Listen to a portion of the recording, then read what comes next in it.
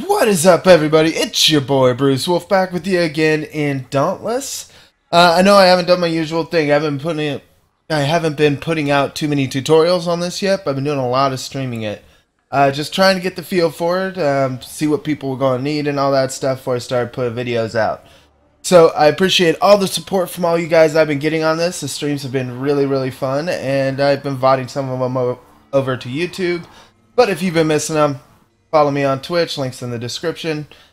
But today's video is going about gear progression. So gear is really important in this game for a lot of reasons. There'll be another link in the in the description for the official wiki, and that link is going to specifically go to the aspects part of aspects part of your gear. So right now you can see I've got a couple of the fortress aspect.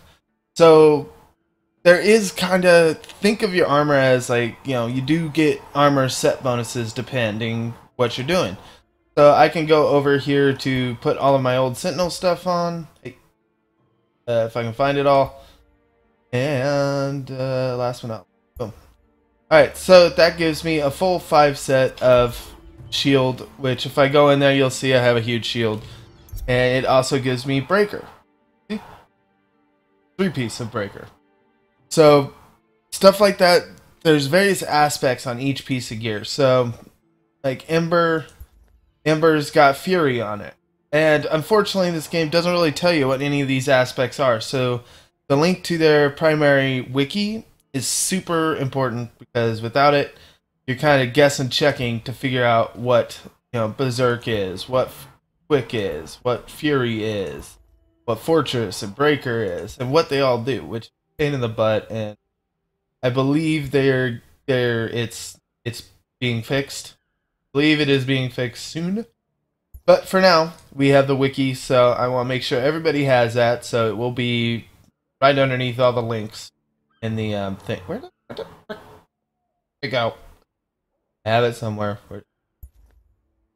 Visible armor things. Okay. Alright, so what we're going over, the whole point in this is what gear do you want to be doing, because it takes a lot of time to level up your gear, to gather the materials for it, do all the crafting, all of that kind of stuff. So you don't want to do what most people did and burn a whole bunch into Shrike, and then immediately after, like almost the next boss, get Scrave, which you then have to try and level that one up as well. And you can if you want, and it's just killing the bosses over and over and gathering materials, which is perfectly fine. It's a kill boss game. If that's what you enjoy to do, go ahead and do it. But I want to go over the more important armors and weapons that you're going to hit as you progress through this game. That way you know what to focus on. You at least have an idea, and obviously they'll be customizing as you go. So, if you end up liking it, make sure you square up with that like button, like it's your favorite hater, and let's go ahead and start off. We'll actually go to the crafting window. So we'll start with armors. They're important. Alright.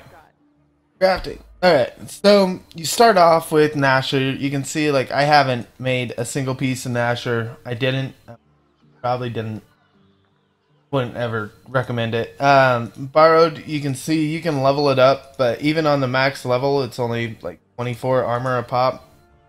So I wouldn't bother with it. That is a useful thing to point out, though. When you click on them, you can click on more details, and you can go to the top level and always check what stuff that you'll get for it. You see over here, the red, I'd lose my fortress. It's saying I won't lose my rage because it's on a different thing, but that's another thing. Anyway, so let's see. So from that you get Scout, which let's go ahead and take a look at Scout. It's got a lot of tiers to it. You can level it up. It hits 23 for everything. It has the perks Supplied and Aether on it. Now, neither of those are bad. Supplied makes your healing better, basically, and Aether makes your lantern charge up faster. So, I mean, that is a thing. It's not really great, but it's a thing. Take a look at Defender. You scroll all the way up to the top tier. Alright. So one, you'll notice Defender has 10 tiers. It goes a lot higher. But at top, it's 34 a pop, and it has Supplied and Constitution. So basically, it makes your healing better and gives you more HP. It's not a bad one. legitimately, Defenders is one that you might want to stop into for sure. In fact, I'd probably recommend that be your first set of armor that you actually spend any bit in until you get to Scrave, which is all the way at the bottom.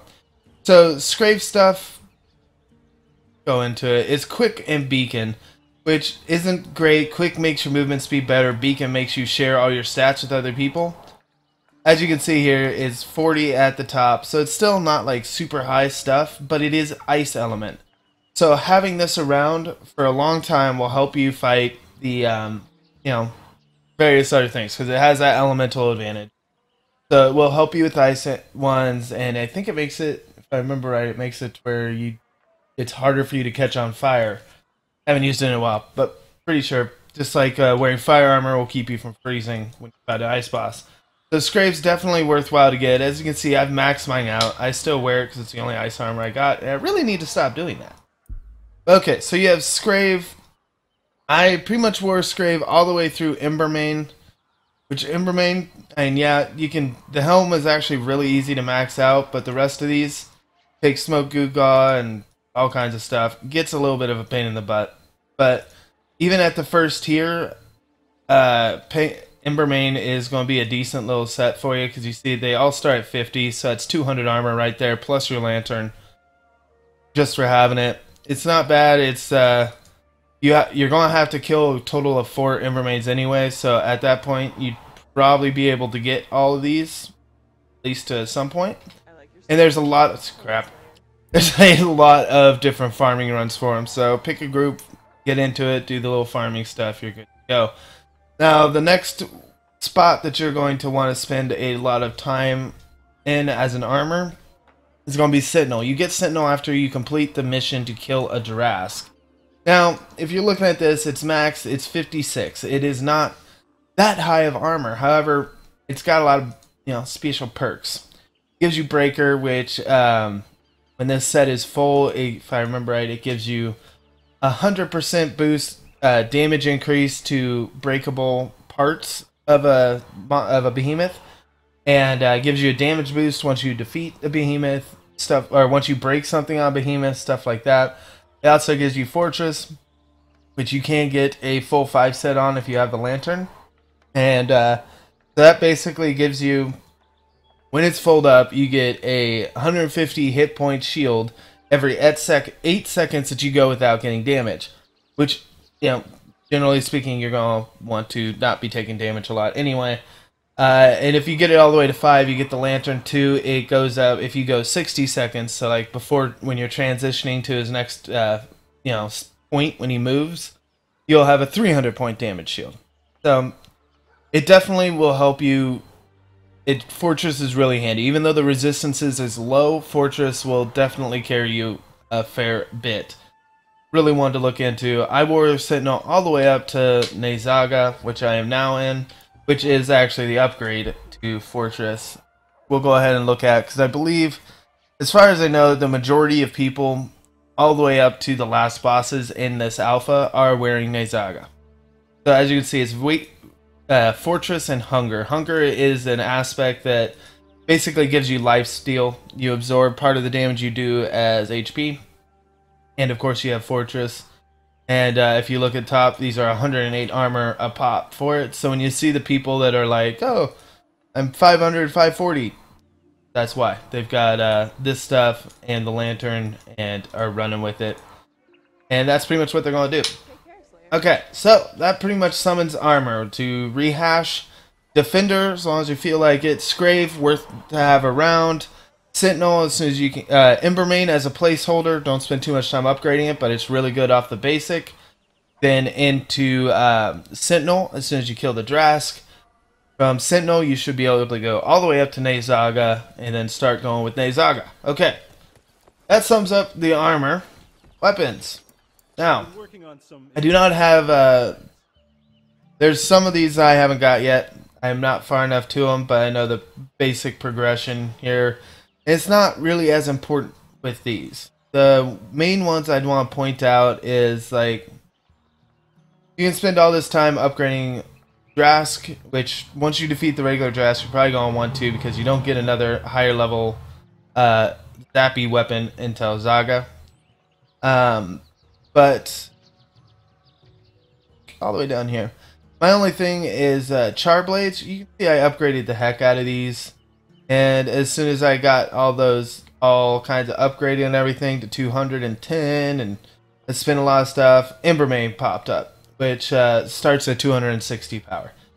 Embermane's probably a weapon you're going to keep around for a pretty long time. You'll basically go from once you get Ember, like it's kind of whatever you can get before then, depending on what type of weapons you can use. The Shattered Beaks for Scraves are super difficult to get. If it's something that requires a Shattered Beak, I wouldn't really focus on the Scrave stuff.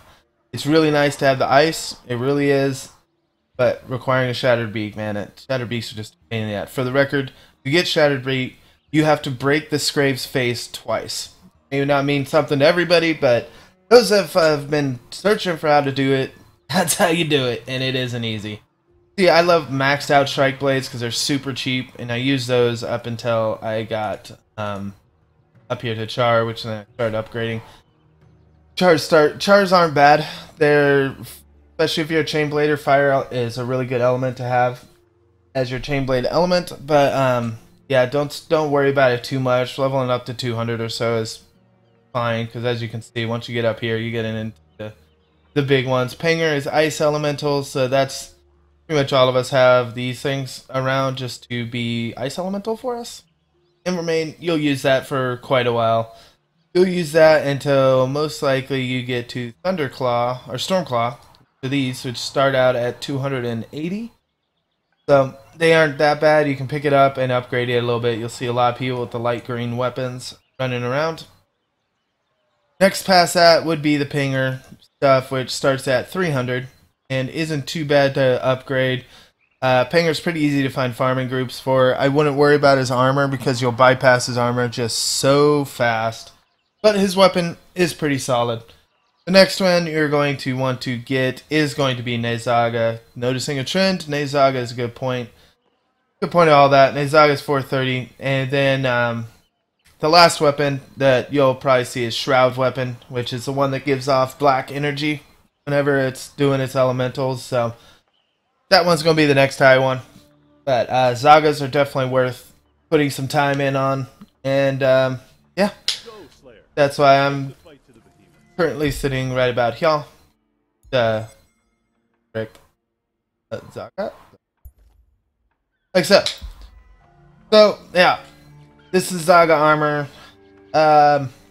Yeah, that's pretty much what it looks like. That's pretty much the progression you guys want to go. Again, square up with that like button. Like it's your favorite hater if this helped you out. It hopefully should make it a little bit smoother for you guys going forward because there's not, as of yet, much info in the game. 5 to 603 gameplay. 1 frame of the game. Nice. Anyway, so as you can see, the numbers get pretty high. 500 to 603. That means his, and if you see that, means his weapon's at 500, his armor's at 603. But hopefully that will smooth things out and give you a little bit. Make sure to check the link in the description. I will have both a link going on weapons for the in-depth stuff. That's also going to be on some of the Chain Blader tutorials and stuff like that I'm going to do in a bit. But yeah, check out those links. They're super useful. I've got them bookmarked and I check them regularly. And hopefully this progression helps you guys all out. So, leave a comment below on what you think about the game and how stoked are you to get in on it. And subscribe if you haven't already. And of course, catch me on Twitch. Shoot me a follow or a sub over there as well to keep up with all the Twitch streams I do, because I do a lot of them. And I don't really announce them on YouTube anymore. Reasons, yes. Anyway, Resurrect. I actually know that guy. Not putting your name in the middle of my face. Trying to do a video here. Resurrect's actually cool, dude. Anyway, that's going to do it for this one, guys. So, I will catch all of you next time. Later.